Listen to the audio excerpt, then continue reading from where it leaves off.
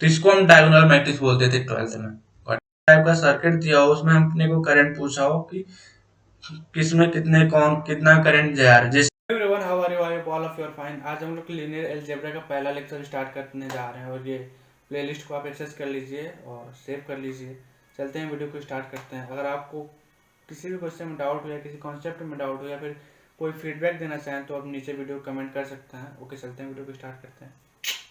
हम आज देखने जा रहे हैं linear system of the equation. Okay, linear system of equation पूरा देखने जा रहे हैं, जिसको हम लीनियर अलजेब्रा बोलते हैं या लीनियर अलजेब्रा बोलते हैं, उसी को हम लीनियर सिस्टम ऑफ इक्वेशन तो कॉन्सेप्ट से या हेडिंग से स्टार्ट करने जा रहे हैं। तो बेसिकली जब चैप्टर का नाम ही लीनियर है तो लीनियर का मतलब क्या होता है? लीनियर को अगर हम डिफाइन करें तो लाइन। ओके, और सिस्टम, सिस्टम मतलब समूह, सिस्टम बेसिकली सिस्टम, सिस्टम में सिस्टम एंड इक्वेशन, इक्वेशन का हिंदी होता है समीकरण। जहां इक्वेशन आता है तहां पे आपको पता चल जाना चाहिए कि इसके दो साइड्स होंगे, एक लेफ्ट हैंड साइड एंड दो second right hand side. Okay, तो इसका पूरा मतलब हुआ कि जो भी इक्वेशन होगी उसमें सिर्फ लीनियर होंगी। लीनियर होने का मतलब कि पावर वन होनी चाहिए, लाइन होनी चाहिए। जो भी लाइन की इक्वेशन होती है x plus y equal to zero होती है, उसमें ना ही एक्स वाई होता है ना ही एक्स स्क्वायर होता है। ओके, तो लीनियर सिस्टम ऑफ इक्वेशन यही है कि पावर वन होनी चाहिए, वेरिएबल कितना भी हो, इससे कोई डिफाइन नहीं होता है, वेरिएबल कितना भी हो बट जिसमें सबकी पावर वन होनी चाहिए। अगर मान लें कि दो वेरिएबल है x एंड y, तो x की पावर वन होनी चाहिए और y की पावर वन होनी चाहिए, दो अलग अलग टर्म्स में। ना ही x स्क्वायर होना चाहिए और ना ही xy का मल्टीप्लीकेशन होना चाहिए। Basically linear system of equation का मतलब यही होता है।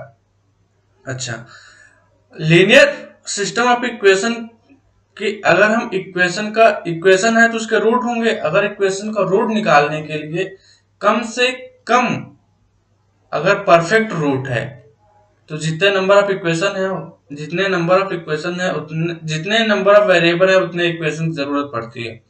और उससे केसेस करेंगे कि अगर कम हुआ तो रूट्स क्या आएंगे, कितने आएंगे, कैसे आएंगे। ओके, तो एक इधर से यहाँ पे एक सैंपल एग्जांपल देख लीजिए कि a11x1 a12 जो सेकंड टर्म से आएगा a12, ये जो फर्स्ट है इसको हम फर्स्ट रो बोलेंगे। ये जो फर्स्ट वन दिखाई दे रहा है इसको हम, ये रो को डिनोट कर रहा है कि ये जो फर्स्ट है ये फर्स्ट रो, और ये जो दिखाई दे रहा है ये कॉलन को डिफाइन कर रहा है। तो ये वन वन ना कि 11 नहीं है, इसका मतलब वन है, वन एंड वन, तो इसको हम पढ़ेंगे a11। और ये जो a11 है, a21 है, am1 है, a1n है, जितने भी हैं ये सब कांस्टेंट है जिसको हम कोफिशिएंट बोलते हैं। ओके, और ये सब एक नंबर होंगे ना कि एक्स का फंक्शन होंगे, ये सब कांस्टेंट होंगे जिसको हम कोएफिशिएंट ऑफ एक्स एन या x1 या x2 x3 up to xn जो भी होगा उसका हम कोएफिशिएंट बोलते हैं। ये जो राइट हैंड साइड b है, b भी नंबर होनी चाहिए, b भी x का फंक्शन नहीं होना चाहिए। अगर जिस केस में b1 b2 b3 up to bm जितने नंबर ऑफ इक्वेशन है उन सब की वैल्यू जीरो हो जाए तो इसको हम बोलेंगे होमोजीनियस इक्वेशन या होमोजीनियस सिस्टम।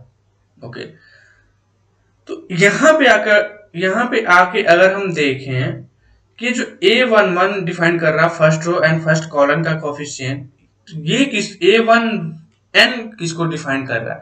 a1n इसको डिफाइन कर रहा है कि ये जो फर्स्ट रो और nth कॉलम। अगर हम बात करें कि इसमें कितने नंबर ऑफ कॉलम है तो n, ऑब्वियस बात है। कितने नंबर ऑफ रो कितने हैं? m। Got it, got it. अगर हम n की वैल्यू 2 पर करते हैं, let's see x1 and x2, सिर्फ मेरे पास दो ही वेरिएबल हैं और x3 नहीं है, तो जब हम, तो ये डिफाइंड होगा a11। हाँ, क्योंकि जो 1 है ये जो नंबर है r, इसकी वैल्यू n से कम होनी चाहिए, और ये जो सेकेंड टर्म्स वाला जो नंबर है उसको मान लेते हैं s, उसकी वैल्यू m से कम हो। नो नो नो, ये जो फर्स्ट नंबर है 1, इसकी वैल्यू m से कम होनी चाहिए, और ये जो सेकेंड वैल्यू है 1, इसकी वैल्यू या इसको s मान ले या इसको r मान ले तो इसकी वैल्यू n से कम होनी चाहिए। अगर n की वैल्यू 2 ले लें और m की वैल्यू भी 2 ले लें, अगर m और n दोनों बराबर हो जाए तो इसको सिमेट्रिकल बोलते हैं। अगर m और n दोनों बराबर होने के बाद 2 हो जाए तो ये दोनों उसके एग्जाम्पल हो गए।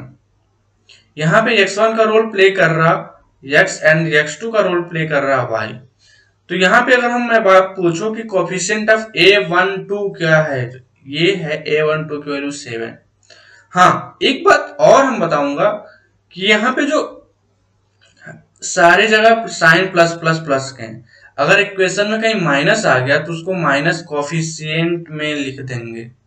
ओके, वहां का माइनस कोफिशिएंट में लिख देंगे और बाहर प्लस साइन लगा देंगे। ये भी n की वैल्यू 2 है और m की वैल्यू 2 है। इसमें m और n की वैल्यू बताओ, तो m की वैल्यू भी 3 है और n की वैल्यू भी 3 है। इसमें m की वैल्यू 3 है और n की वैल्यू भी 3 है। इसकी प्रॉपर्टीज को देखते हैं। हमने ये बताया था कि गिवन नंबर कोफिशिएंट कहलाता है, इसकी वैल्यू गिवन नंबर होनी चाहिए b1 b1 की वैल्यू राइट साइड में आल्सो गिवन नंबर होनी चाहिए। एक्स-रे फंक्शन वेरी नहीं करनी चाहिए। अगर bi 0 हो तो होमोजेनियस होता है, अगर सभी 0 हो तो ही होमोजेनियस, अगर कोई एक ना ही 0 है तो उसको हेटेरोजेनियस या नॉन होमोजेनियस बोलते हैं। Solution of one is set of x1 x2 is satisfy all the equation.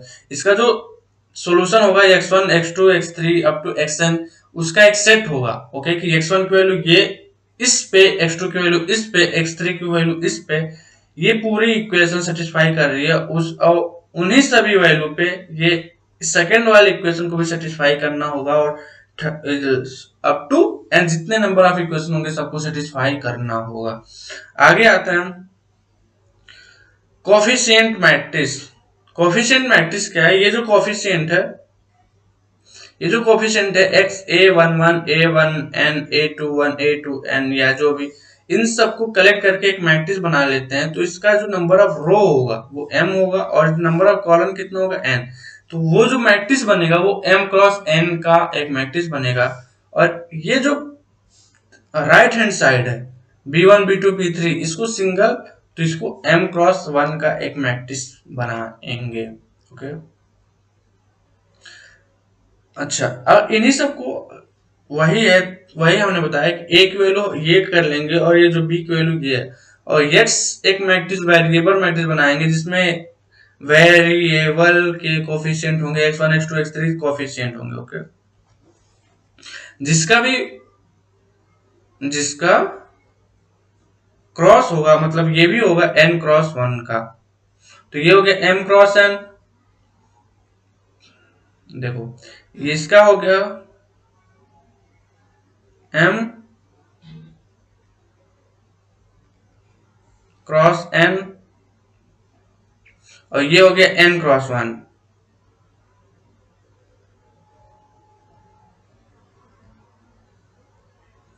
जब हम 12th में पढ़ते हैं कि जब दो मैट्रिक्स का मल्टीप्लाई तभी पॉसिबल होता है जब इसका लास्ट और इसका फर्स्ट सेम हो। तो ये दोनों सेम है तो दोनों का मल्टीप्लाई पॉसिबल है, तो दोनों को मल्टीप्लाई करके n से n कैंसिल कर देंगे, जो फाइनल आएगा वो आएगा m क्रॉस 1। तो ये b आया m क्रॉस 1। Got it? तो ये दे रखा है कि ये यहाँ से x1 x2 x3 xn का एक वेरिएबल मैट्रिक्स बनाएंगे, जो आ जाएगा उसको उस वेरिएबल मैट्रिक्स का नाम हमने x दे दिया। ओके, आगे आते हैं। We assume that coefficient a j I all not equal to 0। हाँ, ये एक कंडीशन होनी चाहिए कि ये जरूरी नहीं, ये हो सकता है कि a11 0 हो, a12 0 हो, a22 0 हो, लेकिन बट ये जरूरी नहीं होनी चाहिए कि सारे कोफिशिएंट 0 होने चाहिए। इसका कोई रूल नहीं है, ये मीनिंगलेस है। ओके, ऑगमेंटेड मैट्रिक्स पर देखते हैं। ऑगमेंटेड मैट्रिक्स ये है कि ये जो b टर्म्स है, ये जो b है, इसको हम इसी में एडजस्ट कर लेंगे, क्योंकि इसका भी जो नंबर ऑफ रो है वो भी m है और इसका भी जो नंबर ऑफ रो है वो भी m है। तो ये जो b1 है इसी को हम एक और, तो इसका जो नंबर ऑफ कॉलम आएगा वो n+1 हो जाएगा, बस उसी को ऑगमेंट मैट्रिक्स बोलते हैं। Got it? जैसे ये है, इस एग्जांपल को देखो, ये क्या है, 2 क्रॉस 2 का मैट्रिक्स है। ओके, तो यहाँ पे अगर जब हम 1 की बात करें, ए मैट्रिक्स की बात करें, ये जो ए मैट्रिक्स की बात करें, तो वो आएगा फर्स्ट रो में 2 and 5 और सेकंड रो में -4 and 3। और जो बी होगा उसमें फर्स्ट रो में आएगा 2 और सेकंड रो में आएगा -30। लेकिन जब इसका एगमेंट मैट्रिक्स निकालेंगे तो इसी को जो 2 माइनस 30 है उसी को इसी में एडजस्ट कर लिया, तो ये 2 क्रॉस 2 मैट्रिक्स ना होकर के 2 क्रॉस 3 मैट्रिक्स हो गया। Gauss elimination and back substitution क्या होता है? अच्छा, अगर हम स्टार्टिंग में आते हैं इस पे तो इसका x1 x2 x3 up to लेकर के xn की वैल्यू निकालनी है। लेकिन अगर हम मान लें कि am1 की वैल्यू 0 है, am2 की वैल्यू 0 है, मतलब अप टू सब कुछ 0 है एक्सेप्ट amn की वैल्यू नॉन जीरो है और बाकी इसको छोड़ करके सब 0 है, तो यहाँ से xn निकल आएगा बिल्कुल आसानी से, क्योंकि सिर्फ एक वेरिएबल एक इक्वेशन आसानी से निकल आएगा। जस्ट इसके ऊपर वाले में 2 वेरिएबल हो जिसमें से एक xn हो और सेकंड xn-1 हो, तो वहां पे हम xn की वैल्यू पुट करेंगे। Got it? समझने की कोशिश करो। यहां से xn की वैल्यू निकल आएगी, फिर से जो सेकंड वाली इक्वेशन आएगी उसमें मान लो कि मात्र 2 है बाकी सब कुछ 0 है, टोटल कितने हैं 9, 9 में से सिर्फ 2 नॉन जीरो है, बाकी यहां से लेकर के सब 0 है और सिर्फ 2 नॉन जीरो है जिसमें से एक xn है और दूसरा xn-1 है। यहां से हम xn की वैल्यू निकाल चुके होंगे तो यहां से xn-1 की वैल्यू निकालेंगे। ऐसे यहाँ 2 है, फिर 3, फिर 4 और यहाँ पे आने के बाद ये m हो और इस पे इसकी वैल्यू सिर्फ 0 हो, तो हम सभी को आसानी से निकाल लेंगे सब्स्टिट्यूट करके। तो ये पॉसिबल है, लेकिन हम देखते जा रहे हैं कि यहाँ पे 0, यहाँ पे 1, फिर यहाँ पे 2, फिर अप टू लेकर के यहाँ पर n-1, तो ये दो डायगोनल ही है, डायगोनल। इसको हम एक रेक्टेंगल मान लें, कलर चेंज करते हैं तो समझ में आएगा। लेट ब्लैक हो गया। ओके, देखो इसको अगर हम डायगोनल मान लें, रेक्टेंगल डायगोनल, इसको ये रेक्टेंगल मान लें, ओके, तो ये एक डायगोनल हो गया। वन कॉर्नर से दूसरे कॉर्नर के बीच की लाइन को हम लोग डायगोनल बोलते हैं, तो डायगोनल हो गया। और इस डायगोनल के इस नीचे वाले पार्ट सभी 0 हैं, a21 0 है, an1 0 है, a31 0 है। Got it? बट ये जो अपर केस है, अपर केस को हाईलाइट करते हैं हम रेड से। ये जो है ये नॉन जीरो है और ये 0 है, तो इसको हम डायगोनल मैट्रिक्स बोलते थे 12th में। Got it? अब हम इसको रफ कर देते हैं।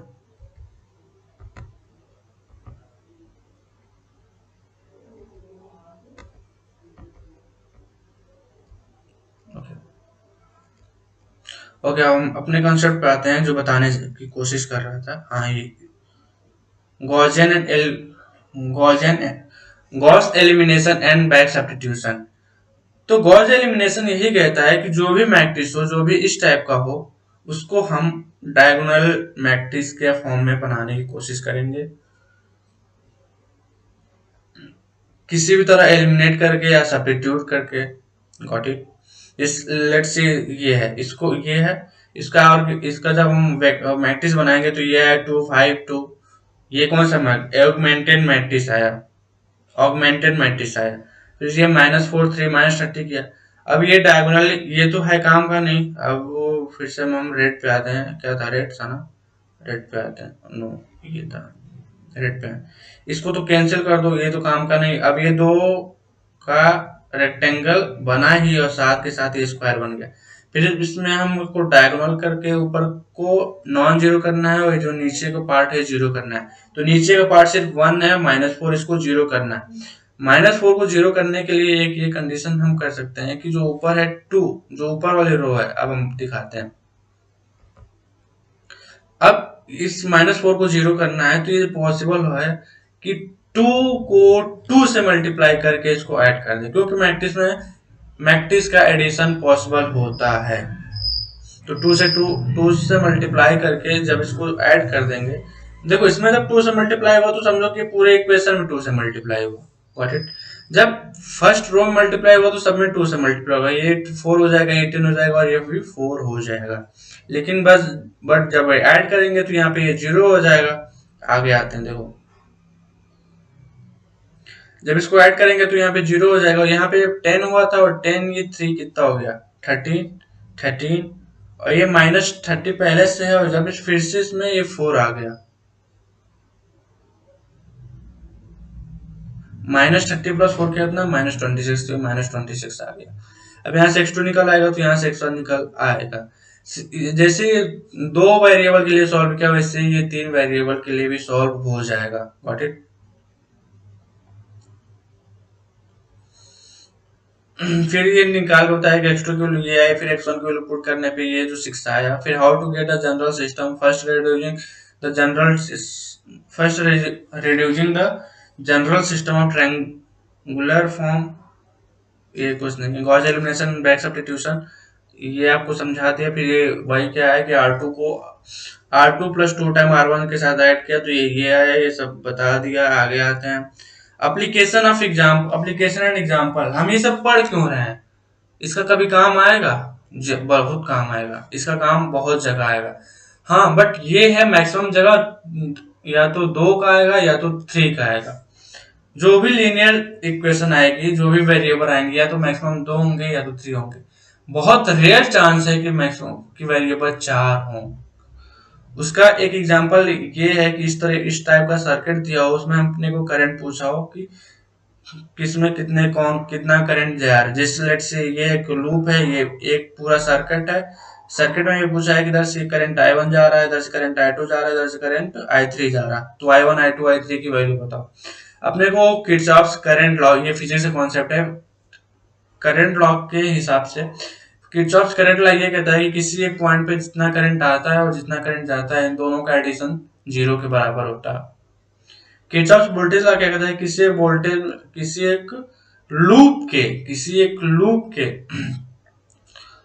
एक लूप में का एक चक्कर लगाने पे वोल्टेज 0 आता है। In a closed loop means close, the sum of all voltage drop equal to impressed electromotive force. इसको हम ईएमएफ बोलते हैं, इलेक्ट्रोमोटिव फोर्स को। और इसी ईएमएफ को जब हम ऐड कर दें साइन के साथ, तो 0 आ जाएगा। Got it. Let's see point P पे हम केसीएल लगाते हैं। ये रहा पॉइंट पी पे केसीएल क्या है, -2 से क्या करंट जा रहा, -I2 से करंट जा रहा। ये रहा पे -I2 से करंट जा रहा, पी से दूर जा रहा, तो इसको घटा देंगे माइनस। ये पी की तरह आ रहा I1, इस लूप से होते हुए यहाँ आ रहा, तो +I1 जा रहा, -I2, और इधर से ये करंट आ रहा, तो +I3 की वैल्यू 0 होगी। पॉइंट क्यू पे देखें, पॉइंट क्यू पे क्या है कि इधर से करंट जा रहा, क्यू से दूर जा रहा, तो -I1, I2 की तरफ आ रहा, तो +I1 एंड -I3, क्योंकि I3 भी क्यू से दूर जा रही। Okay, loop right. हाँ, अब बात आते हैं कि P और Q क्या दोनों अलग अलग इक्वेशन है या सेम है। गौर करो तो दोनों इक्वेशन सेम है, बस माइनस से मल्टीप्लाई हुआ है। ऐसा क्यों? क्योंकि ये जो इधर के लिए, जो इसके लिए पॉजिटिव है, वो इसके लिए निगेटिव है, दैट्स इट, और कुछ नहीं है इसमें। एक यहाँ पे हम केवीएल लगा दिए और इस लूप में केवीएल लगा दिए। यहाँ से देखो, यहाँ से इस पॉइंट से इधर जा रहे हैं, वोल्टेज गेन हुआ, +80 आया, +80 लेफ्ट लूप में, इसमें +80 आते आते आते -I2 से इसकी वैल्यू करंट क्या हो रही, घट रही। -I2 से इसकी वैल्यू करंट घट रही, तो इधर करेंगे तो -10 टाइम्स I2, जो इधर आया, जो लेफ्ट हैंड साइड एलएचएस में आया, तो इसकी वैल्यू +I2 हो गया। इधर से भी इसकी करंट घट रही, तो इसकी वैल्यू -20 से इधर आया, तो +20 आ गया। ये शॉर्ट फॉर्म में हो गया, ये भी शॉर्ट फॉर्म में हो गया। तो अब यहाँ से 3 इक्वेशन आ गया। एक इक्वेशन I1 - I2 +I3 = 0, एक इक्वेशन ये और एक इक्वेशन ये, टोटल 3 इक्वेशन आ गए। अब इन्हीं तीनों को सॉल्व करने के लिए, I1, I2, I3 को निकालने के लिए हम लीनियर अलजेब्रा पढ़ते हैं। तो सॉल्व कैसे होगा, let's say I1, I2, I3 को x1, x2, x3 में कन्वर्ट कर लिया। Got it. क्योंकि हम जो ऊपर पढ़े थे वो x1, x2, x3 में पढ़े थे, या xy में पढ़े थे, कुछ भी आप नाम दे सकते हो, उसमें कुछ लोचा नहीं है। इसमें 4 लेके किया है ताकि 4 का भी एक एग्जाम्पल, लेकिन बट मैं बताऊंगा फर्स्ट एंड सेकंड सेम है, ये दोनों कुछ नहीं है। तो आप सिर्फ इसको देखें, गॉट इट, और इन तीनों को सॉल्व करके इक्वेशन लाने की कोशिश करें। अच्छा, अब बात आते हैं, जब इन तीनों को लेकर के आप यहाँ पे आइए, ये सब कुछ नहीं है, इन सबको आप क्रॉस करें,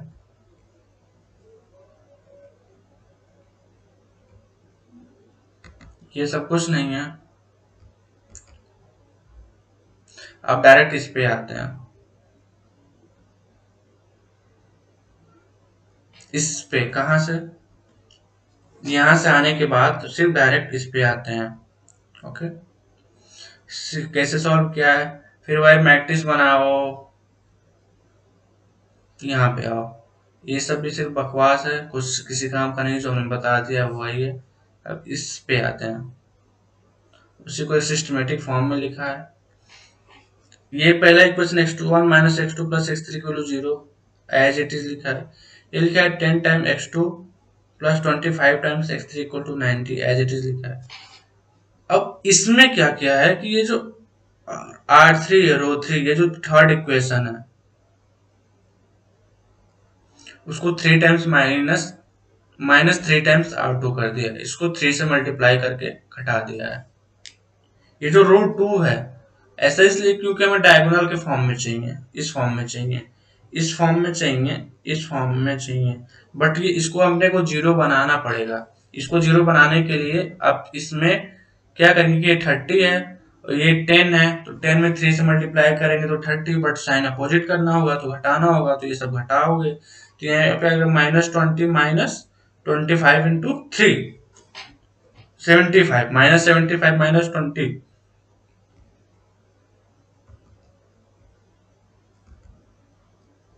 -25 -25 into 3 -75 -75 -20 -95, that's it, -95, that's it, this what, हाँ, इसको 3 से मल्टीप्लाई, इसको 3 से मल्टीप्लाई किया है तो 270 प्लस 80 किया तो -190, ये प्लस है बट ये माइनस है तो -190, गॉट इट। जब ये डायगोनल के फॉर्म में आएगा तो यहाँ से x3 निकाल लेंगे, फिर x3 की वैल्यू x2 इसमें पुट करेंगे तो x2 आ जाएगा, और x2 और x3 की वैल्यू इसमें पुट करेंगे तो x1 आ जाएगा, और हम पूरा करंट पास लेंगे।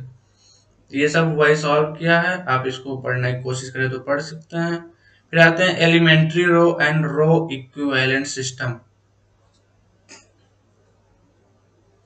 अब यहाँ पे फिर से स्टार्टिंग में आ जाते हैं, ये जो था, अगर यहाँ पे m इक्वल टू n हो गया तो उसके तीन केसेस बनेंगे, या तो एक नल सोल्यूशन होगा, या तो उसके 0 रूट होंगे, या तो एक रूट होगा या इन्फिनिटी रूट होगा।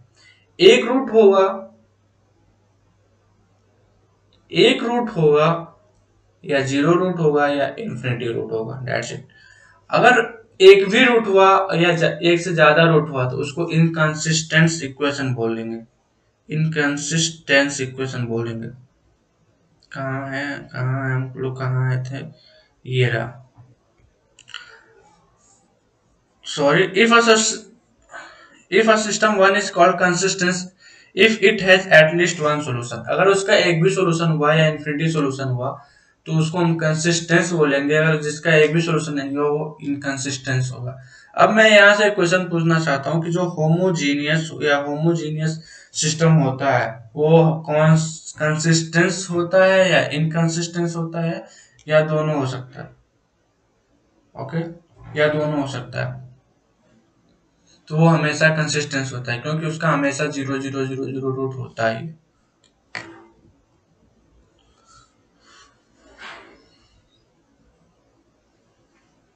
अभी आते हैं रो इक्लोन फॉर्म पे। अच्छा, और क्या है, अगर m इक्वल टू इफ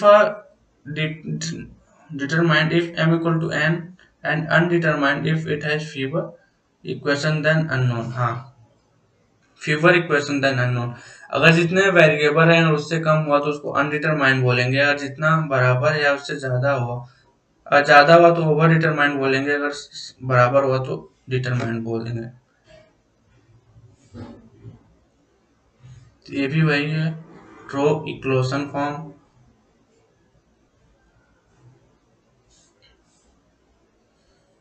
और ये रैंक ऑफ मैट्रिक्स है जो हम अगले लेक्चर में देखेंगे, अभी समझ में नहीं आएगा तो उसको हम अगले लेक्चर में देखेंगे रैंक ऑफ मैट्रिक्स के बाद। Okay, that's it.